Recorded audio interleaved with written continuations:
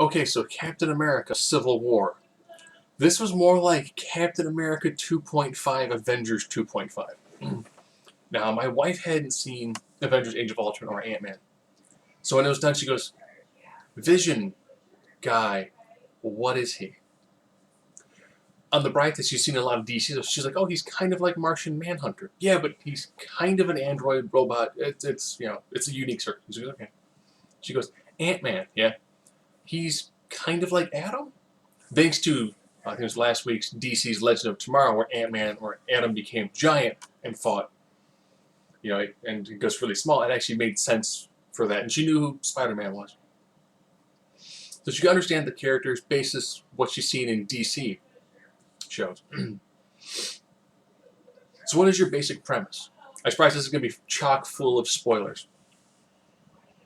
So I'll do a quick bit. Spider-Man, flawless. Great job, Peter Parker. Great job on the Spider-Man personality. The first one that actually done both halves beautifully well.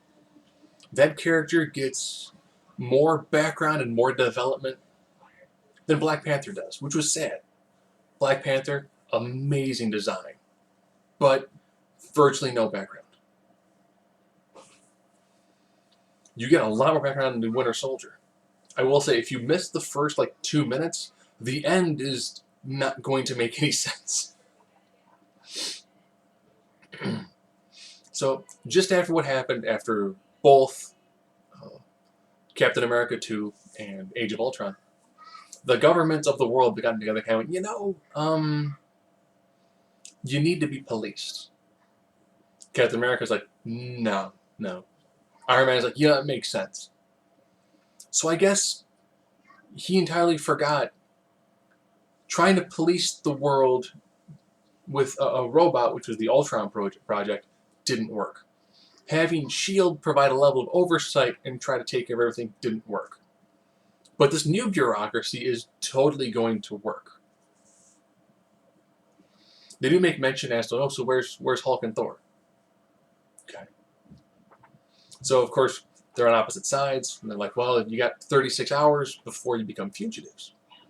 Okay. The Winter Soldier does another assassination because brainwashing.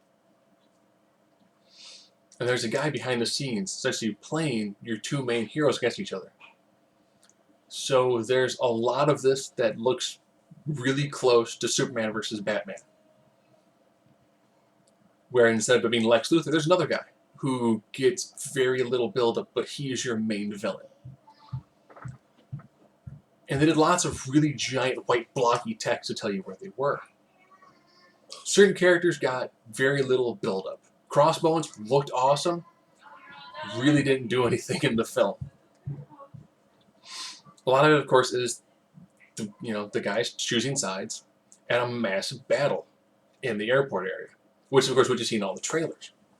Which is it's a really epic fight to see, but it doesn't really do much in the overall story, which is a sad thing. People compare this all the time, Superman versus Batman.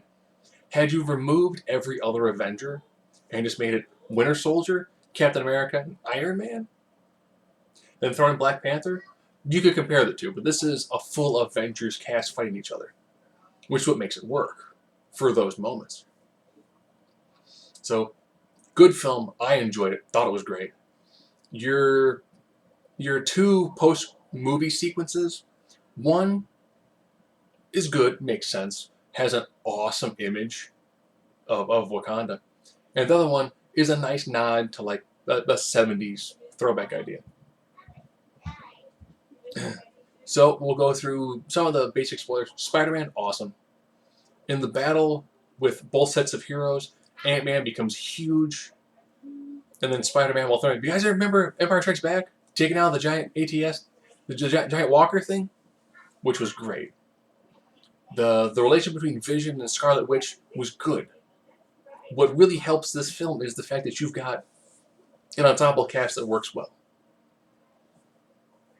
And this is the 11th Marvel film, and there's enough character build-up from all the previous films that these characters make sense. They're fully fleshed out. The ones that get introduced, no backstory.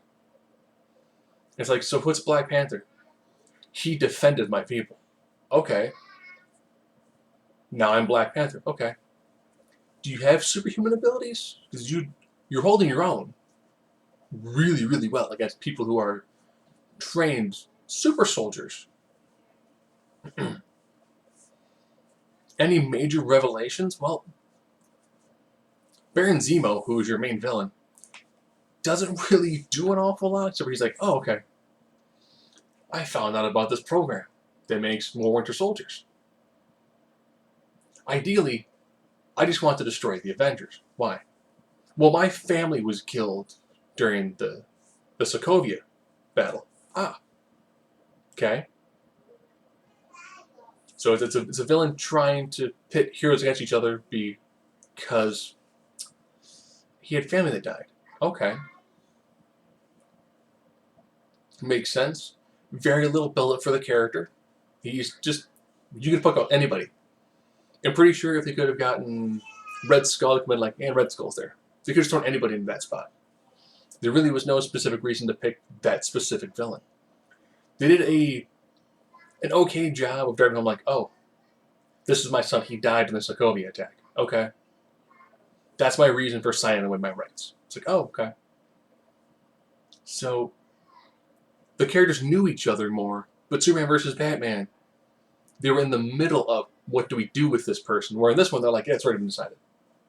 They do lots of moments of drama that are not very good. They only work because you know a lot about the characters. Think about all the dramatic scenes in like a Fast and Furious franchise. The ensemble works well, and that's why the scene works well. The battle sequences are done very well. Very fluid. Love that. Now I'll go a little more into the main reason why the end fight happens. Tony Stark finds out, oh man, we've been had. This is the wrong guy. Here's what's been going on. Then they find out about the 1991 incident that Zemo's constantly talking about. Winter Soldier is the one who killed Tony Stark's parents. That's what leads to the ending fight sequence. Okay. Tony destroys Winter Soldier's arm. Captain America eventually just defeats Iron Man. Okay. Okay, and it's like, no. Cap's team gets captured. They get released at the end of the film. Okay. Okay, so pretty much this film was just to drive the schism. It's less Civil War, more Avengers Disassembled. Your post-credit sequences, one is Winter Soldier going under. The other one, Spider-Man going, something's itching me. I got the spider light. And with that, my toddler is screaming.